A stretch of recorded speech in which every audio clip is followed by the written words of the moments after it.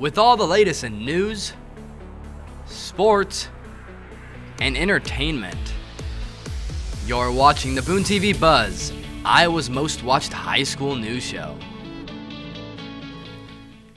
Hello Boone High and welcome to the BooneTV Buzz. I'm Justin Elsner. And I'm Corbin Waffle. It has been an amazing year at BooneTV, but like all great things, it must come to an end. Next week's news show is our last show of the year, but let's not get sad just quite yet. Here are this week's top stories. The Boone School District has unveiled their new mascot to the public, and everyone seems to be enjoying it. But who's going to be in the costume next year? I had the chance to attend the mascot auditions and have your story.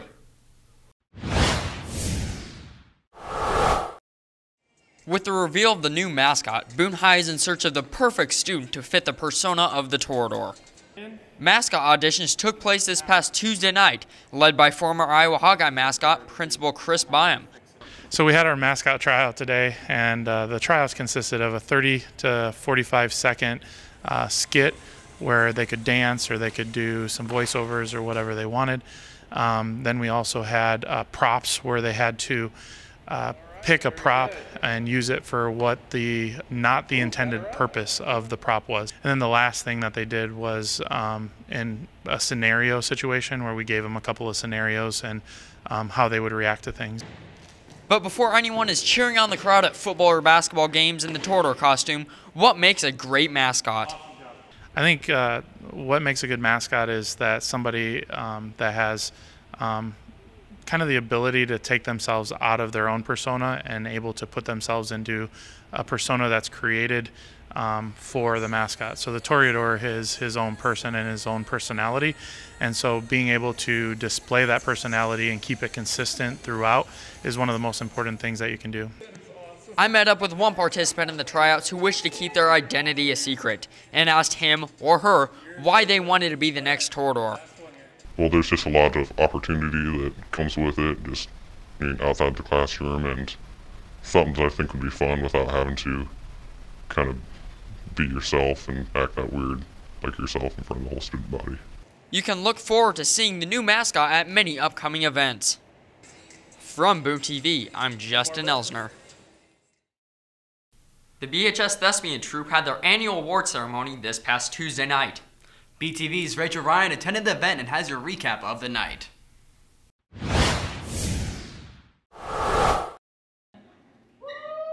As the year wraps up, members of the Torador Theater celebrate by holding their annual Thespian Awards. Students work hard all year to earn letters, bars, and stars based on their efforts.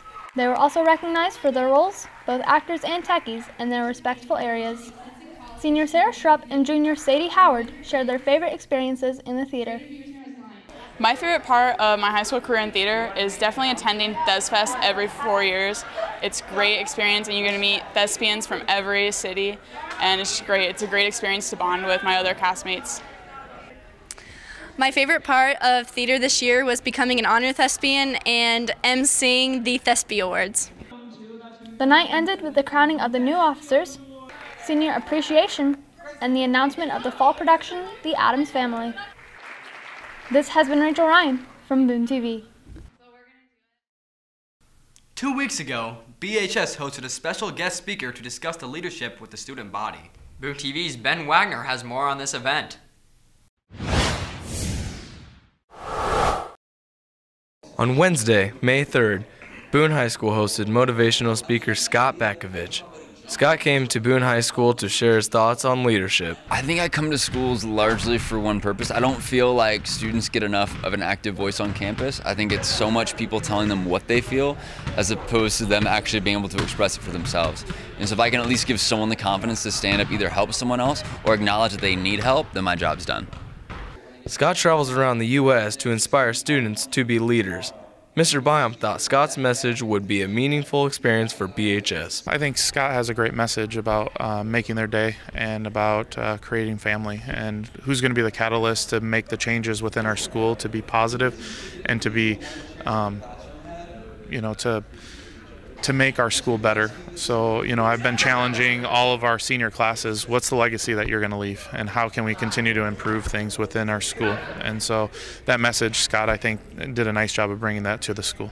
Mr. Bakovich enjoys traveling to different schools to discuss what it means to be a leader and not a follower. I feel like he did a really good job explaining the role of leadership, and that inspired me to be a leader, not a follower. When Mr. Bakovich leaves each school, he hopes he has made an impact on the students and has impressed upon them what it takes to be a leader. This has been Ben Wagner from BooneTV. Senior Emily Edmondson is a torador with many interests in and out of school.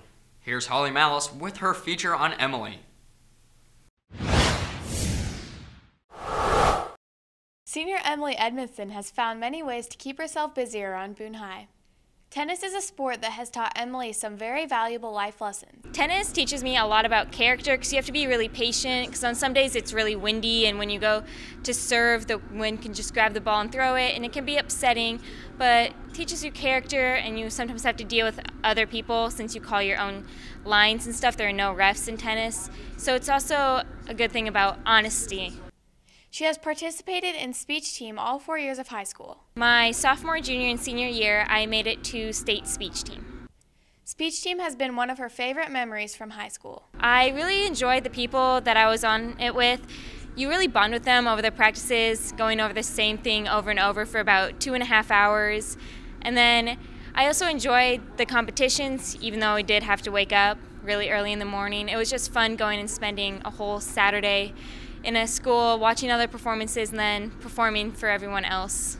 Emily has big plans for her future. I am planning on going to Northwest Missouri State University to major in marine biology and minor in astronomy. She is excited yet nervous for her new adventure in life. Kind of stressed and a little bit sad, but mainly excited because it's going to be a new place, and leaving to go someplace that's about 3 hours away is going to be way different because there's nobody there that I know. I'm going to be a little bit scared to be in a whole new environment, but it's an adventure. This has been Holly Malice from BooneTV. The girls' soccer season is winding down, which means they will be saying goodbye to their seniors. Sports reporter Spencer Turner has more on his senior feature. This year, the girls' soccer team is led by 6 strong seniors: Michaela Eppert, Tiffany Stotts, Katie Swanson, Alex Jacobson, Emma Toms, and Kaylee Bame. These 6 girls have put in the hard work as they are all going into their 4th year of being a part of the girls' soccer program. Senior Tiffany Stotts thinks very highly of this team. My senior year has meant a lot to me. Growing up with these girls and playing soccer for 4 years, we've had a small team before, so we've really gotten to know each other, and it's been a lot of fun. Senior Michaela Eppert is starting to feel the hard work pay off. It's pretty cool because we've all been together for 4 years, and now we get to see how all of this has come together with all our hard work. Senior Emma Toms plays a big leadership role for this year's soccer team. The senior year has been really fun and very enthusiastic. We've been doing really well as a team, and I really like the leadership role all the seniors have taken this year to teach all the new freshmen that we have coming in, because there's a lot of freshmen that have come into this year. So it's been really fun, and we're going to make friends that are going to last a lifetime, and this team is going to carry on, and I'm just so excited for that. From BooneTV, I'm Spencer Turner. The girls' tennis team played one of their last matches before the postseason this past Tuesday night. Ace tennis reporter Jason Mooey has your recap. On Monday, May 8th, the girls' tennis team hosted the Carroll Kemper Knights for their final home meet of the season. The meet started off with singles play, where the Toradors' top 3 of Davi Patterson, Morgan Borsch, and Grace Craftsman dominated their opponent in each of their matches. On this play, number 2 Morgan Borsch sends a fierce serve to her opponent and follows the return to the net, where she smashes one to the back right corner, earning her the point. These 3 victories would make up the only points for the Toradors in singles play, giving them a score of 3-3 heading into doubles matches. The number 1 doubles team of Davi Patterson and Lauren Whelan made quick work of their opponent, winning the first set 6-0 and the second 6-4. The number 2 doubles team of Morgan Borsch and Grace Craftsman continued to show great chemistry on the courts. On this point, Grace Craftsman sends a powerful return, forcing their opponent to pop the ball up, allowing Morgan Borsch to smash it at the net, giving them the point. They would go on to win the match with a score of 6-3 and 6-0. At the end of the meet, the Toradors pulled out the victory with a score of 6-5. The girls will start their road to state on Saturday, May 13th, where they will compete in the first round teams. This has been Jason Mooey from BooneTV. Guess what? What, Justin? Marvel just released another movie. And the two guys has a review of the second installment of the Guardians of the Galaxy. Don't push this button, because that will set off the bomb immediately and we'll all be dead. Now repeat back what I just said. I am Groot. No! No, that's the button that will kill everyone. Try again. I am Groot. Mm-hmm. I am Groot. Uh-huh. I am Groot. No! What's up, VHS? We're two guys back again with our weekly review. This week we got a chance to view an early screening of Guardians of the Galaxy Volume 2, and we're here to break it down. Now let's get into it. Guardians of the Galaxy Volume 2 takes place a short bit of time after the first film, and focuses on Peter Quill, aka Star-Lord, meeting his dad for the first time. However, things aren't as they seem, and after Rocket steals batteries from an egotistical society, the group goes on the run. With the all-star cast back in action, the Guardians do not disappoint. Guardians of the Galaxy is one of the best films ever with CGI environments, next to Doctor Strange. There are so many beautifully crafted shots, and the amazing use of color highlights the scenery. The chemistry between the cast was great in the first film, but it grows even more here. Drax, Yondu, and Baby Groot were the standouts of the movie, but we would have liked to see a bit more of Star-Lord. Pros of Guardians of the Galaxy Volume 2 include, the film takes the entire rainbow and splashes it with color across every scene. It's filled to the brim with life and looks incredible. The humor is also back, and while some of it is lowbrow, it still has laugh-out-loud moments. Finally, the action and fighting scenes keep you on your seat at all times, especially in the second half. A few issues with the film are that the plot in the first half of the film didn't go anywhere and it was a bit slow. Also, the angst between Rocket and the rest of the characters got a bit annoying throughout the film. Overall, we decided on giving the second Guardians of the Galaxy film 9 Baby Groots out of 10. It's not often that a great film can follow up with an equally good sequel, but Marvel usually pulls it off. And there's your view of Guardians of the Galaxy Volume 2 VHS. So check it out when you can, and we'll see you for the last time next week. I'm Groot. What's that? He says, welcome to the frickin' Guardians of the Galaxy. Only he didn't use frickin'.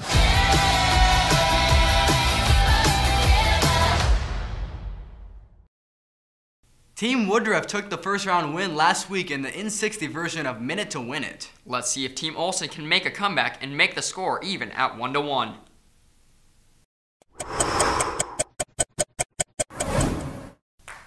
I'm Anna. I'm Sydney. And this is N60. This week is part 2 of our Minute to Win It series. Sophomores Norbert Riazamana and Nicole Collier will be facing off in a competition called Hanky Panky. With one hand, each contestant will pull out as many tissues as possible in 1 minute. Let's go to the competition. The game begins in 3, 2, 1.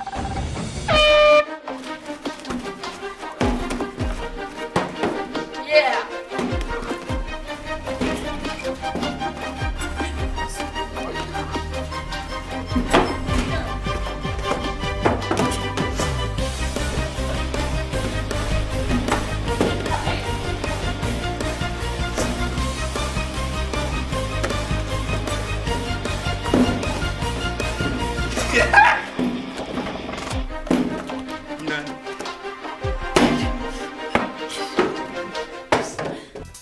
And there you have it.